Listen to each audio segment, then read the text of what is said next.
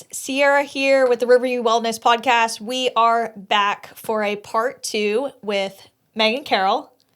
Super excited to have her on and dive back into all things pregnancy. For those of you who did not get to listen to part 1, I highly recommend you go back and listen to it. The whole reason that we're doing this is because I am 12 weeks pregnant this week. We're super excited, and it's just a whole world of figuring out the new limitations on my body because it's growing a human now. So new season for sure. But I kind of want to pick back up right where we left off. We were diving into labor specifically and how exercise can help that, and then like positioning yourself during labor. And we were talking about different positions, and I wanted to know with tearing, does it basically all boil down, not all boil down, but a lot of it boil down to you positioning yourself correctly for baby? Yes and no. So I wish it was that simple. So that's going to be one piece, one variable that can help with that tearing. So just to kind of backtrack it a little bit. So for most women, I think they kind of like realize like there is that risk of tearing. But for anyone who isn't familiar, even what like the perineum is. So the perineum is the space in between vaginal opening and rectal opening. So that's what we're typically talking about, that area there where tearing might occur. It can occur anywhere around the vaginal canal, but typically it's going to happen kind of in that in-between area. And you know, we are okay with, so like it's out of 4 grades, grade 1 through 4. Grade 1 and 2 are kind of like in that vaginal region, maybe into that vaginal muscle. Grade 3 and 4 is what I really want to avoid. So as much as I want to avoid all tears, what I really want to avoid is grade 3 and 4. I can work with I can work with all grades, right? But grade 3 or 4 is starting to get into the rectal muscle and actually into the rectal canal. Okay. And obviously that's a much bigger impact to function and recovery and even just kind of that surgical repair, because that's a lot more muscles that we need to repair. Okay. But coming back to our whole goal with all of these different positions and relaxing pelvic floor and ways that we can kind of help is to reduce that risk of tear severity. Okay.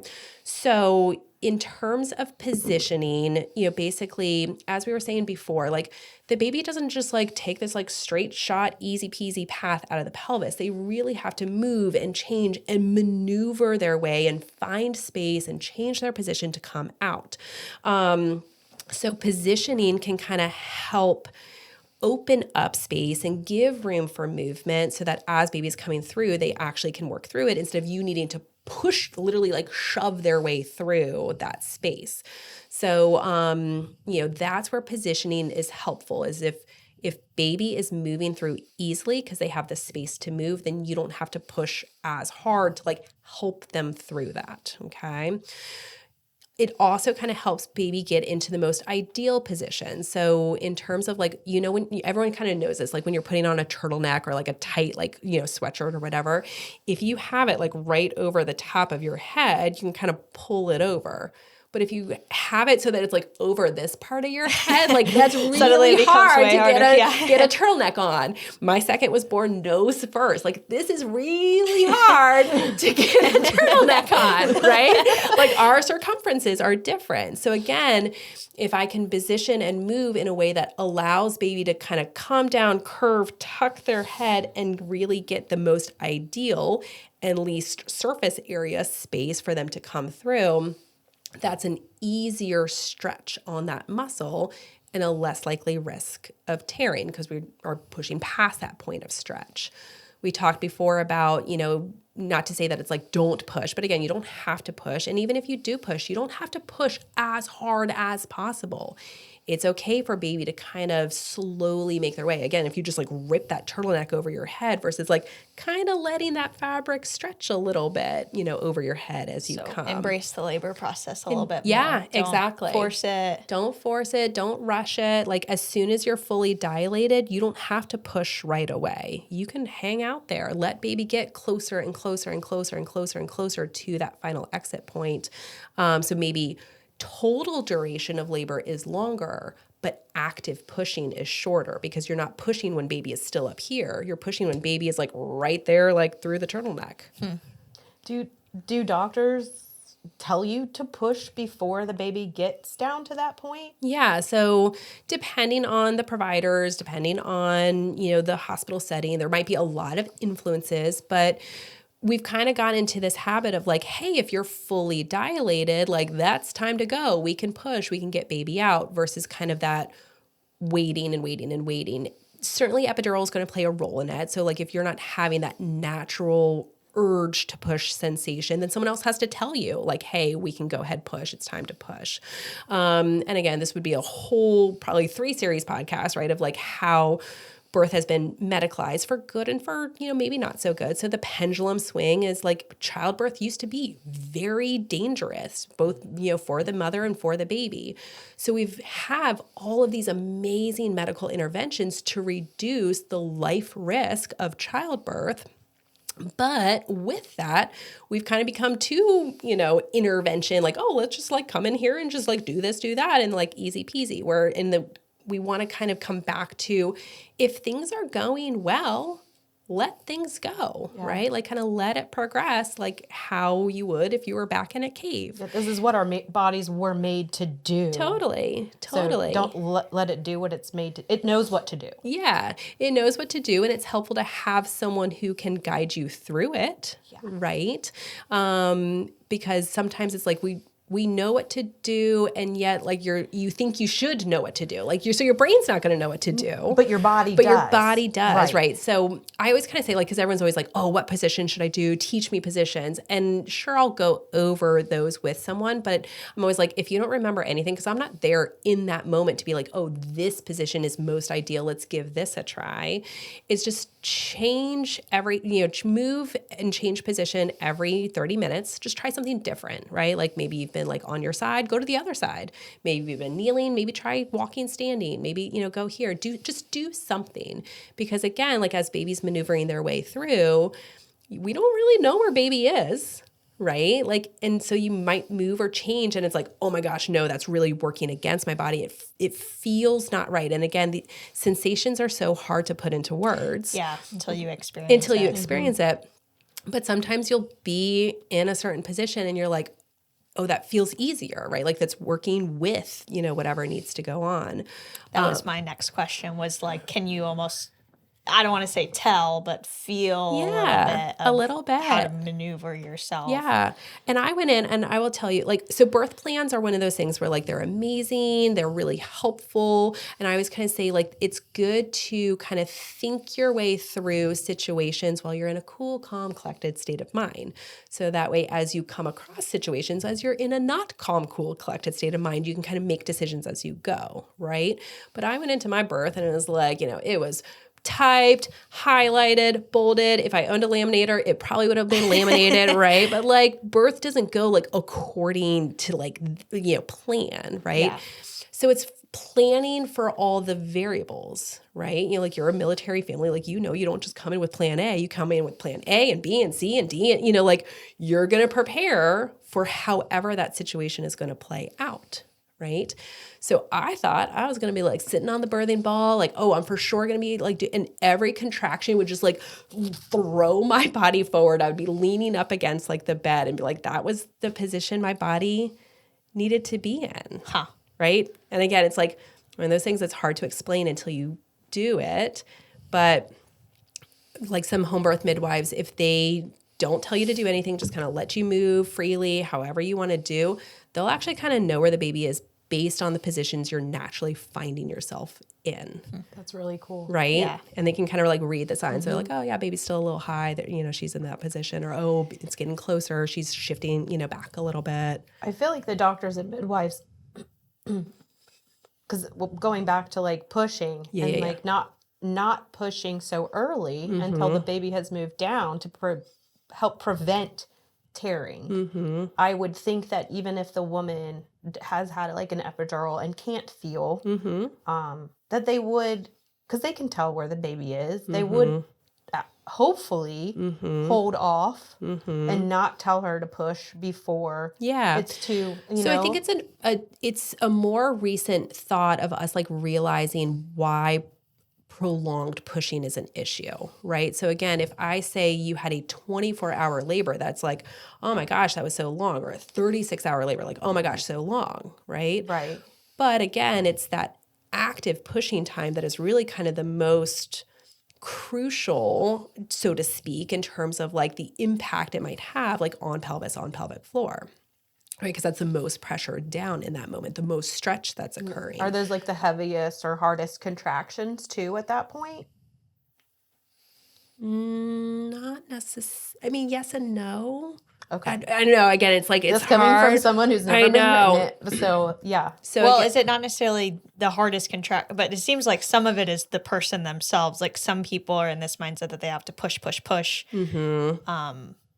But teaching people to relax instead. Yeah. I mean, we're kind of like almost like tamper down that pushing. I know we're getting into a whole like so as far as the contractions go, I mean, like at that point when the baby is closer to the end, like at the end of the birth canal, would the contractions then become like stronger, stronger to help get the baby out? Yeah. So I actually think no, and this is might be where again, like where my knowledge base is limited. I'm going to like make certain assumptions and even kind of be leaning on like my personal like birth experiences. So, so yeah, the uterus isn't necessarily going to contract harder. Okay. And that is where like us giving, like pushing with a contraction is helpful because then we can kind of add the force, with it.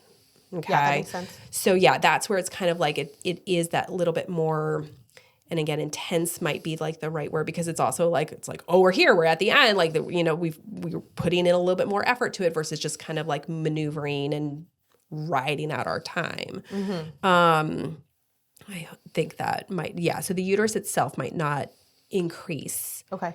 But again, we can kind of add pressure to increase that, but we don't want to do too much pressure. So going back to the like, why are people telling you to push so early? Again, it might be a thought of like, let's not have this super long labor as soon as you're fully dilated. Like baby has an open door. Let's go. And maybe this is also where like previous years, and again, this is me totally making some assumptions and extrapolating some of the pieces that I know.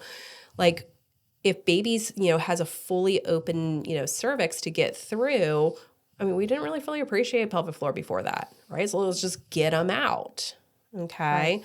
Right. Whereas now, again, we kind of have a better appreciation of the impact on the pelvic floor, like through labor and birth and that postpartum recovery and all that. So let's also minimize the impact on that pelvic floor. So yes, the door is open, but we still have to like make it through the next door, or the curtains, or like however we want to, use an analogy for that. Like pace yourself. Totally. Yeah. Yeah. Pace yourself in the pushing and the labor. Yeah. So again, it's not uncommon for someone like a woman in America to be like, yeah, I pushed for 2 hours. There was a study recently, and actually I didn't even read the study, but my friend was telling me about it. Like I think it was in France, or she thought it was in France, where the average pushing length of time for a French woman was like 8 minutes. Because they just, again, they paced themselves. They just like waited and they continued to labor and get through that labor until it was finally this like, okay, it's really that time to push that final little bit of effort. Right. And baby was already there. Do you, I feel like I always hear about women who they get their water broken or they get induced. Do you think that sometimes that gets jumped the gun too early? Because I don't know how to talk about this, but I was reading that most women are safe to go all the way up until like 41 weeks. Once they get to 42, then there are some possible risks that they probably need to go ahead and move that forward. But so asterisk, like as long as it's okay, right? Like as long as it's okay to like wait and see, and like why are we inducing, right? Like so you shouldn't necessarily induce because I have to get my nails done on Saturday. Right. But like if you're inducing because like there is like, we're concerned about your health or baby's health, right? Like that's a different conversation. Right. And again, this is where it gets a little bit deep in the weeds because you're having to layer risks and we're trying to look in the crystal ball and we're trying to like, know what's going to happen and reduce, certain risks, but also being like, okay, but with each intervention becomes impact, so maybe your body wasn't fully ready, and this is usually people's biggest fear about inductions is like, they're going to start with this, but then my body wasn't really ready. And so then we had to do that. And then it still wasn't kicking in. So now I had to do that and I had to do that and I had to do that, right? Like that's kind of that fear is that cascade of interventions, right? So ideally, if we can wait and it just happens spontaneously, then that means like everything in your body is like, ready to go. But again, if there's a medical reason and like ultimately we want a healthy you, healthy baby, right? Even if we have like an injury to recover from or anything like that, like I want you to recover from that. I don't want you to not be there. Yeah. Right. So this is where all that kind sometimes of stuff. it must Totally happen. Sometimes it makes sense. But Totally. Maybe sometimes it also happens early. Yeah. An acronym that I like teaching people again, kind of like with this birth planning, because again, it's not about things are going according to plan, right? It's about being prepared and making informed decisions along the way. So I like the BRAIN decision-making acronym where it's like, okay, if someone's suggesting something to you, what are the benefits of whatever they're suggesting, that intervention? What are the risks associated with that? What are the alternatives? What are the, sometimes I wish I came last, but what's your intuition? What's your intuition? What's that provider's intuition? And then the N is like, what if we do nothing? What if we wait and see? How long do we have to wait and see? Or, so you just can kind of get more information to make those decisions instead of just being like, I don't know, the doctor said I need to be induced, so therefore let's get induced. Yeah. Right. And then you also have to weigh like, what is your risk tolerance? Right. So like the doctor might be like, I would do this because there's a 2% chance of and you'd be like, well, that means there's a 98% chance that it's not. Yeah. Right. So again, like you can't just go into it being like, never this or never that, like, because even those choices are going to have benefits, risks, alternatives, things to that too. BRAIN acronym. Totally. Exactly. You're going to study for the hardest test of your life and you don't know which version of the test you're going to get. you just don't know. Yeah. Yeah, it's funny. I really wanted to do a home birth. I lean very far away from like, I don't know, medical system. I just feel like I've heard horror stories of people in hospitals getting pressure to do things, which I don't want to knock doctors and say that that's a whole thing, but you hear stories and then it influences. And I'm a big like feeling your body person. Like I don't want to do an epidural because I want to be able to feel what everything that's going on.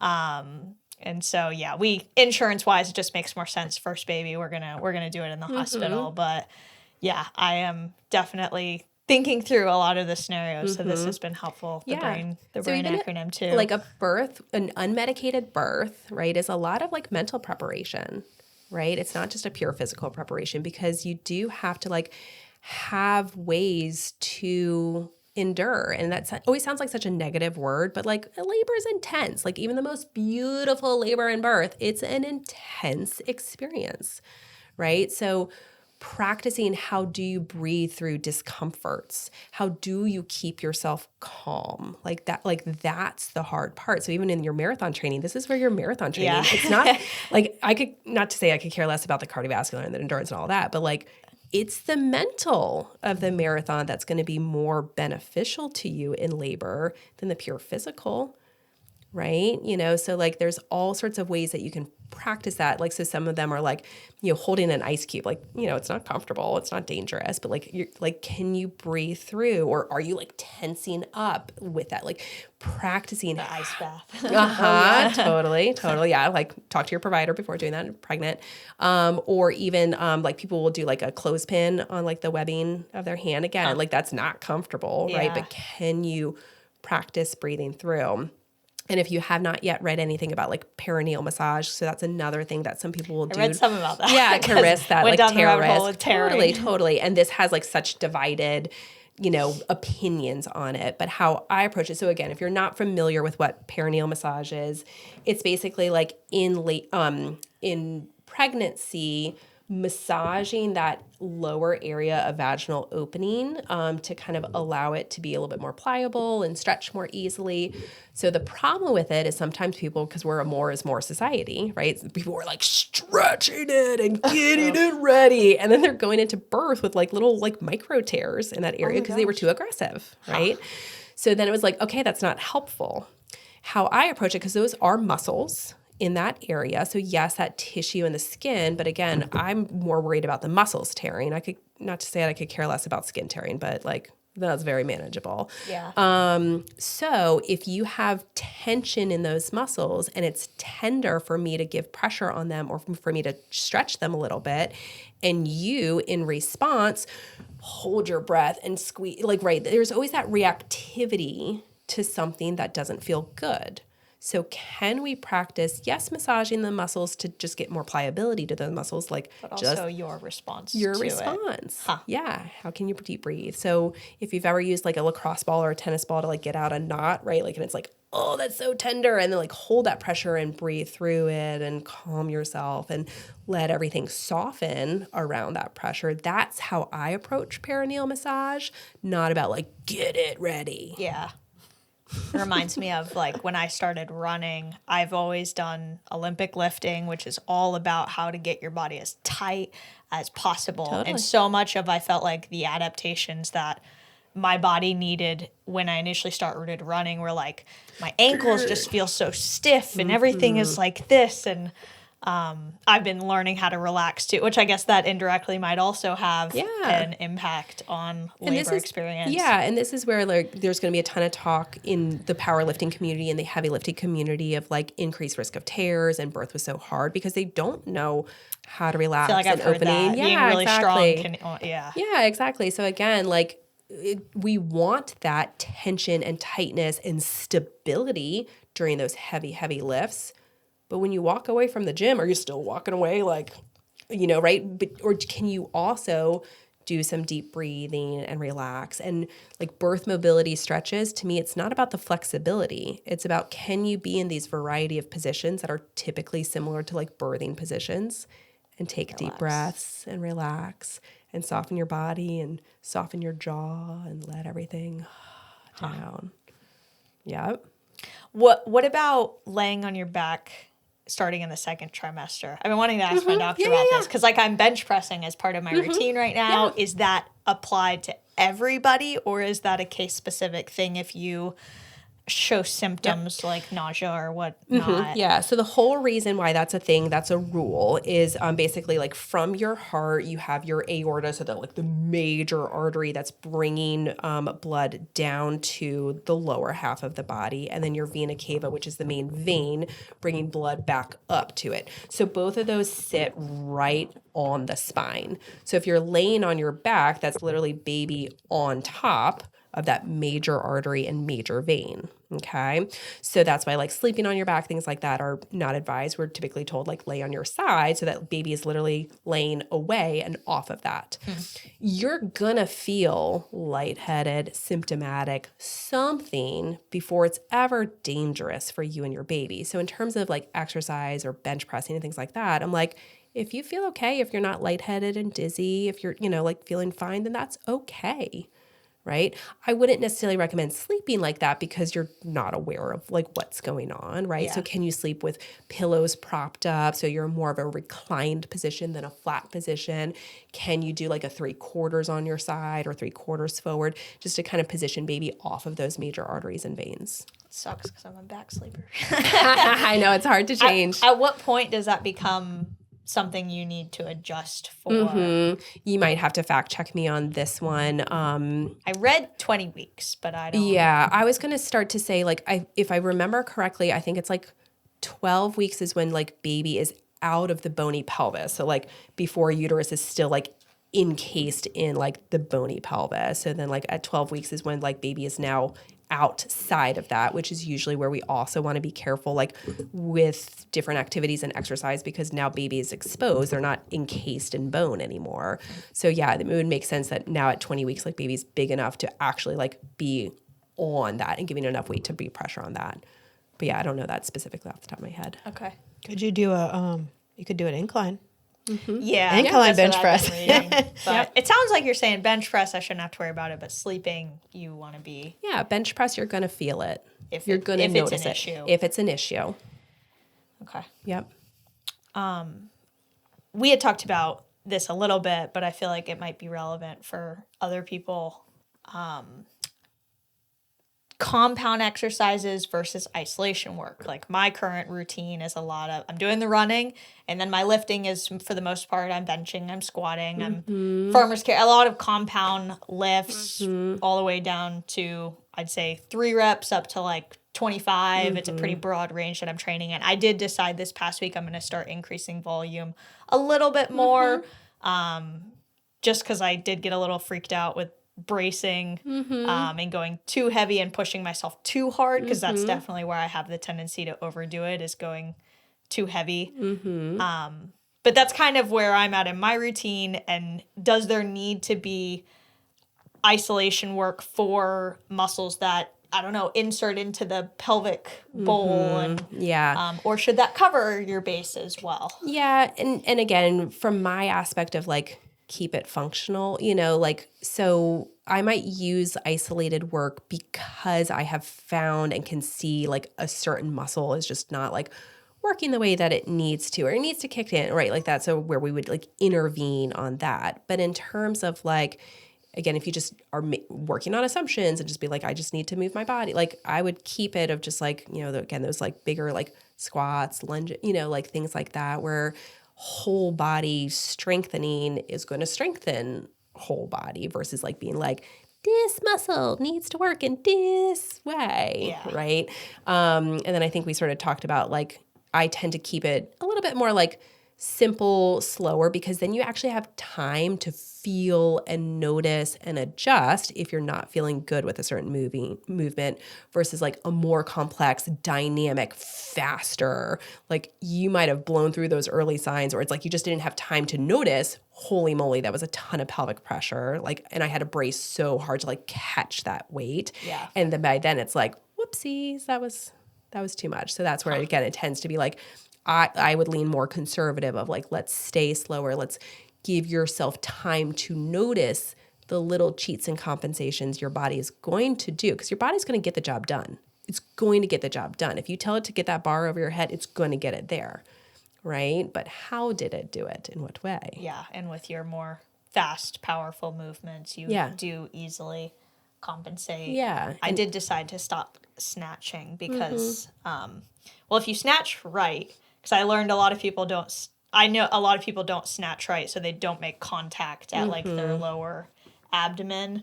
But yeah, I do that, and I don't want to change and not do that anymore. So I decided to stop because it was really freaking me out that like right where baby's at is like where I'm just hitting jam a bar right in. Yeah, exactly. Probably so a good again, idea. Yeah, and even I've tweaked. Yeah, like that coning and doming in your abdomen, right? Like if you can maintain a roundedness, like sort of, I always kind of say like hug baby in. If you can hug baby in and maintain a roundedness in your belly with a certain movement or exercise or lift, then that means that you're doing it well. You can handle it well.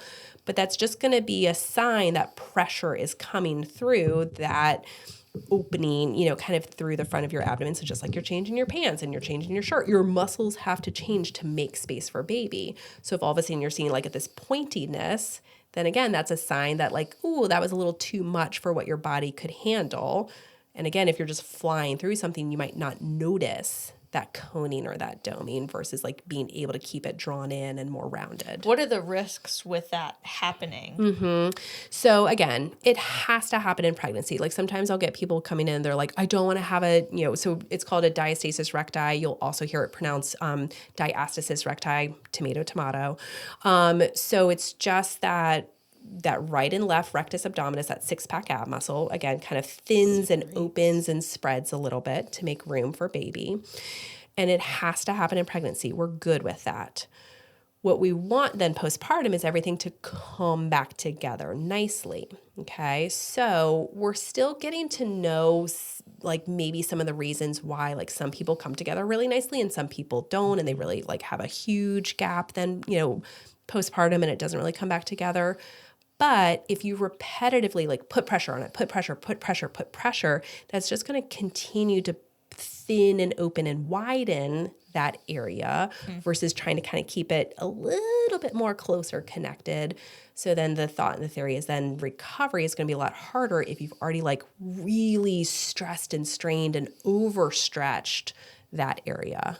And you said for some people it separates and it doesn't really seem to come, like, I guess, is there cases where it doesn't really come back together? Totally. Yeah. Yeah.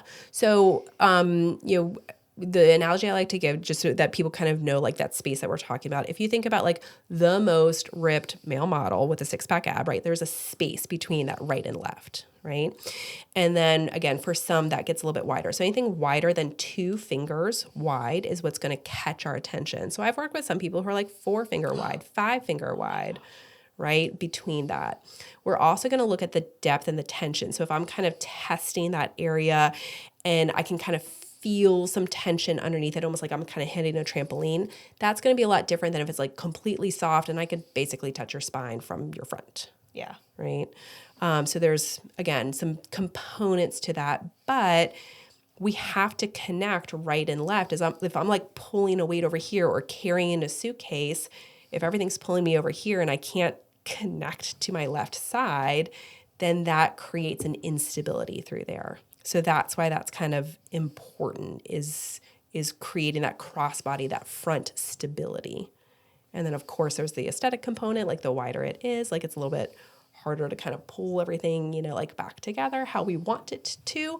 Again, I'm going to be more focused on the function. So I actually still have a 3-finger width separation for myself, but I can engage my muscles well. I can stabilize my body well. It doesn't bother me. I don't have any symptoms, so I'm not bothered by it. So we can still be very functional with a separation to a certain extent. But again, it's just influences like how well your body is going to work together as you're trying to do like max lifts and things like that. Yeah. Does that make sense? Yeah. There are certain exercises you can do though after birth to help heal that diastasis recti, correct? Yes, and all the bits of it. So okay. Yes, it's going to be about how do I reconnect with those deeper layer muscles to get everything to draw together and work together as a team instead of you're trying to like do a sit up or get off the bed or things like that, and your abdominal muscles are off having margaritas on the beach, right? And you're like, oh, I need you to work. So we can kind of retrain those muscles to work well again. But I'm also going to kind of look at like what's the tightness in your back, what's the tightness in your hips, because if you're pulling, and it's creating this pressure point, pressure is always going to take that path of least resistance. So there's going to be even pelvic floor, like if your pelvic floor is super tight and tense, then that might send the pressure out the front versus being able to like maintain that and all of it working together well.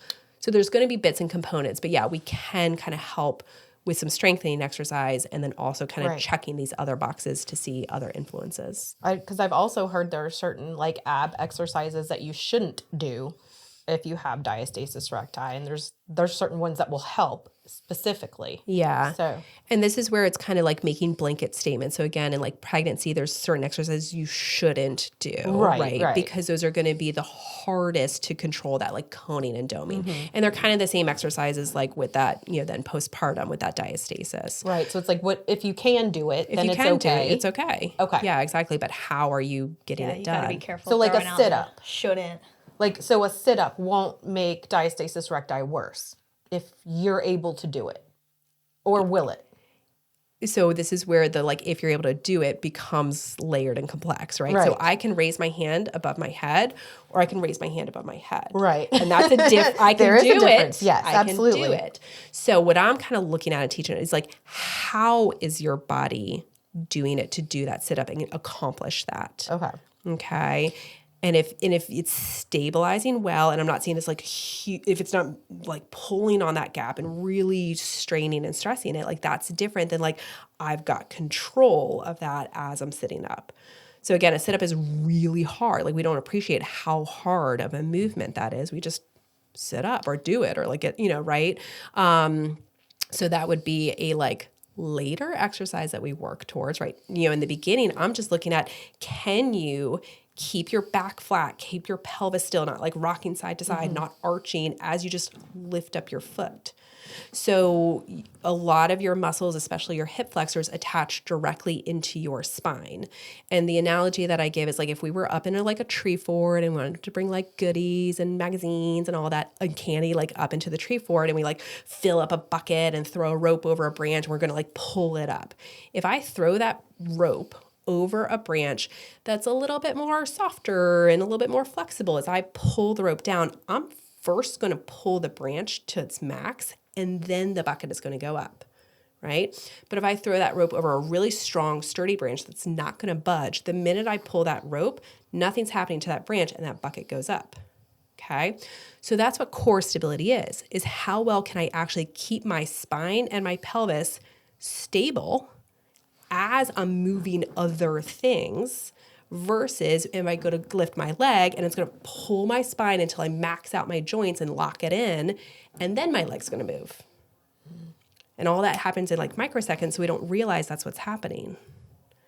And that's a different how. That's how that movement is occurring. We'll still get that bucket up, but how is that happening? What stress are you putting on your low back to do that? Yeah. Yeah, that makes sense. This is why it's a whole complicated mess. Yeah. Who should, I guess, pre-pregnancy, during, after, come see a pelvic floor PT? What are you going to help with?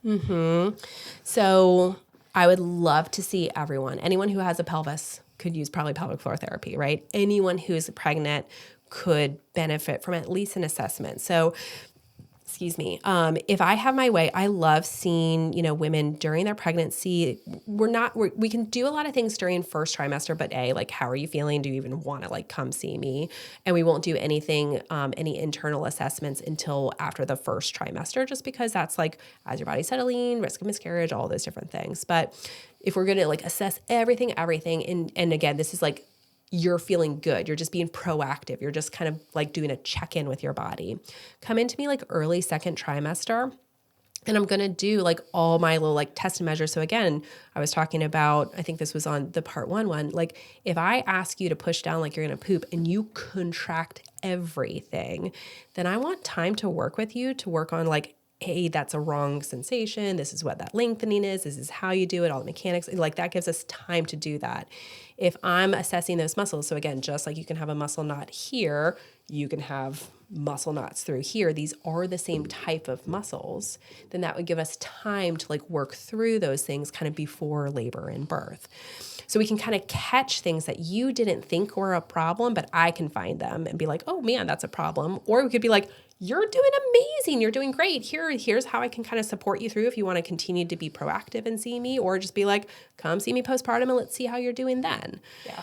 But they're like the real like, okay, stop what you're doing, get in, is if you are having any like pain or leakage, or like you can't just like walk around and, feel good. Like if you're not doing your day to day like easily and well, and again, like, yeah, pregnancy is a little bit hard, but like, it shouldn't just be like, oh, I have back pain because I'm pregnant. Like there are some things we can do about that to not have back pain, or have minimal back pain, or minimal pubic symphysis pain, that joint right there in the front of the pelvis, like right where your zipper is. Like we have a lot of strategies that we could do to minimize the common discomforts of pregnancy. If you're having like leakage or symptoms or like a ton of urgency in your first trimester, that's way before baby is big enough to actually be influencing like pressure on the bladder. So again, that would tell me there's probably something already there that's causing that again, like that pregnancy was just enough to tip the scale. But again, it's too early to say like, oh, the weight of the baby is causing these issues. Yeah. So again, like other than like baby is like giving me a rib here or kicking me there, like if you're noticing anything like not so great between, mid-thigh and belly button, at least get it checked out and at least kind of know like if that's okay, that's to be expected, but here's what we can do to minimize it. Or like, no, that's kind of problematic. Let's get in and really influence that. Get ahead of this. Yeah, get ahead of it. if you can come to me like before you're even trying to conceive, then that gives us plenty of time to like work on all the things and catch all these things like before pregnancy adds a little added stress on there. Yeah. Right? Like me, I'm a planner. Totally. And then I'll even flip this because this is my most common question is when do I come back postpartum? Yeah. Right? So you could come to me day 1. You can come to me day 2. Like in other countries, you don't leave the hospital before seeing a pelvic therapist, or they're at your house the next day. So there's a lot that we can do to help that early recovery. But typically, like if you're going to come to me in office, typically most of my clients are like feeling ready around like 6 to 8 weeks. Okay. So that's kind of when you would want to come back, just see how you're doing and kind of pick up and progress from there. So a lot of times I'll have my pregnant clients book their postpartum for like 8 to 10 weeks after their due date. Because like we said before, like by 42 weeks, like something's happened. But that way you're kind of like you're scheduled, and then just return to me, postpartum to then either have just proactive guidance, right? And just like do this well and easily and not be like, whoopsie, I did too much with that, right? Or backtracking. Yeah, if you're having a ton of leakage, if you're having a ton of pain, like if you can't like physically do your day-to-day, then that's for sure a reason, to come in and get some help and guidance through that. Yeah. And treatment. Yeah. Okay. Well, cool. I know. You can see your brain is just like, I know, lots of amazing information. I know. Do you have any minute questions? I just thought of one thing that you didn't ask her, and now I'm curious. How soon after baby can you start like lifting again? That is a good question. Yeah, great question. It's phases and progressions. Okay, so I will give you weeks just to kind of give a little bit of an appreciation for the time aspect of it. But what I tell all my clients is the weeks are more so like if you are doing great, if you're feeling amazing, like me giving you these time markers is my way of slowing you down. Okay. If you're having not such an easy recovery, or like you're with the lactation consultant every other day because that's going on, or you're not sleeping well, like, right, all those might influence when you're really ready to show up physically in a different way, right? So the phases are what matter more than the weeks. Yeah, okay, does that make sense? Yeah. Okay. Lack of sleep is going to be huge. Totally. Like, what's your support system like? What is your genetics? Absolutely. Like, all that is going to play a role in this. So I was thinking more physical. Yeah. So if all is fine and dandy and you're like, I am dying to do a little bit more, first few days, like you can kind of reconnect and wake up those muscles. So that's where a Kegel squeeze is helpful. It's not for strengthening. It's so that I have that mind to muscle connection that, again, when those muscles are like flipping you the bird and like not wanting to work, you're like, I need you to work again. And you can kind of have that conscious, I know how to engage them. So you can kind of wake that up, like, again, like day 1, day 2, those abdominal muscles, that gentle activation just to kind of get them back on board. But even like we don't appreciate just standing as physical activity, right? But I usually joke, I'm like, we exercise because our day-to-day lives are not as physical as they once were. Right. So your body is going to view walking around the house, doing dishes, like just going up and down the stairs, like that's be enough at that. That's physical time. activity. Yeah, exactly. So again, in terms of like exercise, physical activity, like my brain can recognize those as exercise versus like in the gym. So again, I'm going to give you all those phases. So, day 1 and day 2, like just stand up straight. Right? Pregnancy is going to pull you forward, and sometimes we forget to come back. Right? So just reconnecting with your body. This will be a new body that you have never been in before. It doesn't matter if it's first baby, or 10th baby. This body hasn't stand up straight before. This body hasn't stood up from a chair in a good way before, right? So you can do a lot of those like early, just like, how am I moving? Again, that I can do it this way or I can do it this way. So if you're just kind of intentional about how you're moving throughout your day, like that could be your form of exercise, okay? Some people will do like that, like bracing and like the, leg lifts and marches and things like that, like super easy. Cat camels. Again, it's more about just like moving your body easily and gently in like the first, few weeks, first month. Okay. If you're feeling really awesome and good, doing things like bridges, again, like that cat, camel, bird dogs where you're on your hands and knees and just like lifting an arm and leg. But the focus is on how stable and how control are you with those movements, not just like jamming out and doing it. You can do that kind of like 4 to 6-ish week range, like super easy, super gentle. Again, the focus is on reconnecting with your body, listening to your body, how it's doing that movement, and correcting those little cheats and compensations to teach your pelvic floor and teach your abdominal muscles, no, this is how we work together as a team. You don't just let your back muscles do all the brunt of the work. You have to work here too, right? So positioning and being careful with that. Around 6 to 8 weeks is usually when you'll return to your provider and get cleared to return to exercise, okay? And I do that in quotes because that's not just like, all right, you get to go back, right? Like that's that returning to phase. So again, like 6 weeks of doing nothing is a long time of doing nothing. So if you did nothing, that's fine if that's what you needed to do. But that return to exercise at 6 weeks, that's the engaging those muscles, slow, intentional movements, right? Like kind of waking up your body again. That's where that would start.